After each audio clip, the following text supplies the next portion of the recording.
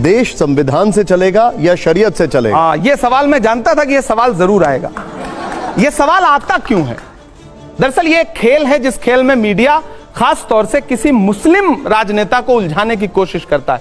संविधान कहता है कि आपको फ्रीडम है अपनी आस्था के अनुसार धर्म चुनने का, आप जिस धर्म को मानते हैं उसका सम्मान करने का।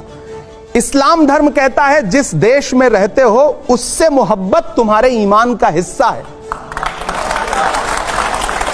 यह सवाल क्यों आता है कि आपको देश ज्यादा पसंद है या इस्लाम पसंद है, या देश ज्यादा पसंद है? संविधान तो धर्म के आधार पर नहीं चलता है। अगर कोई मुझे पूछे कि आपके वालिद में लिखा है धर्मनिरपेक्षता के बारे में, आप रुको जरा, सबर करो। आपकी मां आपको नहीं, संविधान में धर्मनिरपेक्षता लिखा है तो धर्मनिरपेक्ष, मैं आप मेरे सामने अभी पूजा करिए, भजन गाइए, मैं आपका सम्मान करूंगा। मैं नमाज पढ़ूं, मैं कुरान की आयत पढ़ूं, आप मेरा सम्मान करिए। धर्मनिरपेक्षता का मतलब यह है, धर्मनिरपेक्षता का मतलब यह नहीं है, गलत तरीके से व्याख्यायित किया गया। सेकुलरिज्म का मतलब यह नहीं कि आप मेरा धर्म मानने लगे, मैं आपका धर्म मानने लगूं। हम दोनों एक दूसरे के धर्म का सम्मान करें, यह है सेकुलरिज्म।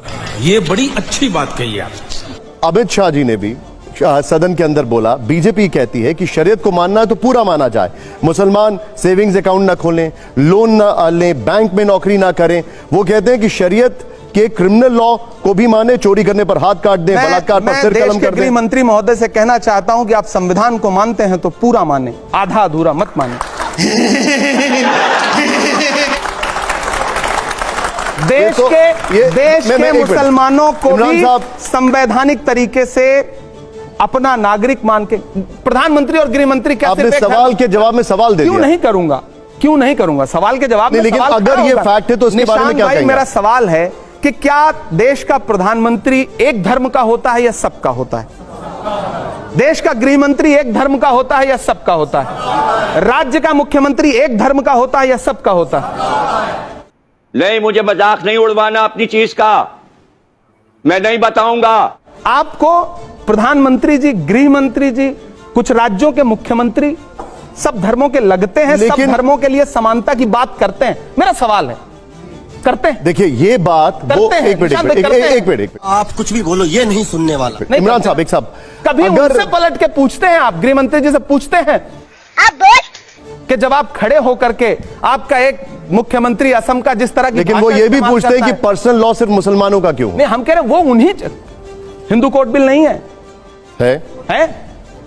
इस देश में सिखों के लिए अलग से, लेकिन उसके लिए कहा जाता है कि कांग्रेस ने उसको ऐसा बनाया कि उसमें कोई भी स्पेशल अधिकार नहीं मिलता। मीठा मीठा गप, कड़वा कड़वा थू। कुछ भी हो आप, बाकी जाके कांग्रेस पे यार, क्योंकि आपको मुसलमानों के कंधे पे बंदूक रख के वोट मांगना है, इसलिए आपको मुसलमानों को टारगेट करना है। मुझे पता है आप मस्जिदों के नीचे भगवान नहीं ढूंढ रहे हैं, आप वोट बैंक ढूंढ रहे हैं। सही पकड़े हैं, इसलिए आपको बुरा कहना है। ठीक है, कहिए, धीरे धीरे जनता समझदार होगी। और जब देखिए, सच बात है, मोहब्बत की सदाएं देना और मोहब्बत के लिए लोगों को एकजुट करना थोड़ा मुश्किल काम है। नफरत के लिए आप किसी चौराहे पे खड़े हो जाइए, किसी भी धर्म के हों, आप अपने धर्म का नारा लगाना शुरू कर दीजिए, आएं बाएं बकने लगिए, 100 लोग खड़े हो जाएंगे।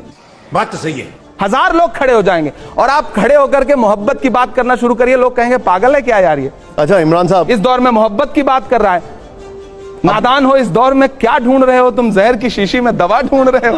क्या बात है सर, क्या बात है सर। इमरान साहब, अगला शेर नहीं मिसरा सुना रहा हूं और आप इसको पूरा मुकम्मल करिएगा। ये बताइए कि कवि का इशारा किस तरफ है जब आप लिखते हैं कि गोबर को कोहिनूर बताने में रह गए? मैं संबित पात्रा की तरफ मेरा इशारा है। अच्छा, उन्होंने बताया था पूरा शेर चैनल पे, ये सोशल मीडिया पे बड़ा वायरल हो रहा है, पूरा शेर तो पढ़ दीजिए। नहीं, मतलब अब उन पर बस एक ही मिसरा याद रखने का मन करता है, उसके बाद भुला दिया मैंने, क्योंकि बाद में मुझे समझ में आया कि मैं थोड़ा मैच्योर हो गया हूं। ठीक है, अब ये शो को मैं वाइंड अप कर रहा हूं, लेकिन उससे पहले, हाँ, अरे वाह क्या बात है, लेकिन उससे पहले कुछ 2 लाइनें हम सभी सुनना चाहेंगे कि नहीं सुनना चाहेंगे इस देश के ऊपर, जरा बताइए। हम करते हैं प्रबंध, आप चिंता मत। कुछ 2 लाइनें। नहीं, देश तो देखिए, मेरी एक नज्म है कि मैं तरन्नुम में सुना देता। बिल्कुल, अब माहौल ऐसा बना हुआ है कि सुना देते हैं, और बहुत अच्छा, आपको बधाई देता हूं। पहली बार बहुत शानदार संपादक आपने बुलाए जिनसे अलग अलग मिलने का मेरा मन था, एक साथ मिल गए। श्रोता बहुत अच्छे, शो बहुत अच्छा, मेरी बड़ी शुभकामनाएं शो के लिए। सुना रहे हैं। मेरा मस्कन मेरी जन्नत को सलामत रखना, ये कविता नहीं बल्कि एक दुआ है। इरशाद। मेरा मस्कन मेरी जन्नत को सलामत रखना, मेरे मौला मेरे भारत को सलामत रखना, मेरा मस्कन मेरी जन्नत को सलामत रखना। तूने नफरत का जो बाजार सजाया हुआ है, तू ये कहता है मुसलमान पराया हुआ है। आजा दिल चीर के दिखलाऊं वतन का नक्शा, मेरा भारत मेरी सांसों में समाया हुआ है। ऐसी बेलौस मोहब्बत को सलामत रखना, मेरे मौला मेरे भारत को सलामत रखना, मेरा मस्कन मेरी जन्नत। और अंतिम पंक्तियां के इसकी मिट्टी पे सभी रीत निछावर कर दूं, अपनी सांसों का मैं संगीत निछावर कर दूं। गंगा जमुना तेरी लहरों की मुकद्दस धुन पर, अपनी सांसों का मैं संगीत निछावर कर दूं। इतनी पाकीज़ा इबादत को सलामत रखना, मेरे मौला मेरे भारत को सलामत रखना। आखिर में बस इतना कहना चाहता हूं देश के तमाम युवाओं को भी कि ये जो नफरत की राजनीति है, खेलने की राजनीति है, इसको समझिए। हम सब एक दूसरे के पूरक हैं। तनवीर मेरा एक दोस्त है, उसका एक शेर है कि जरा सी बहस को दंगा बनाया जाएगा, तमाम शहर को लंका बनाया जाएगा। हमें जलाओ ना यारों की वो कपास हैं हम, हमें मिला के तिरंगा बनाया जाएगा।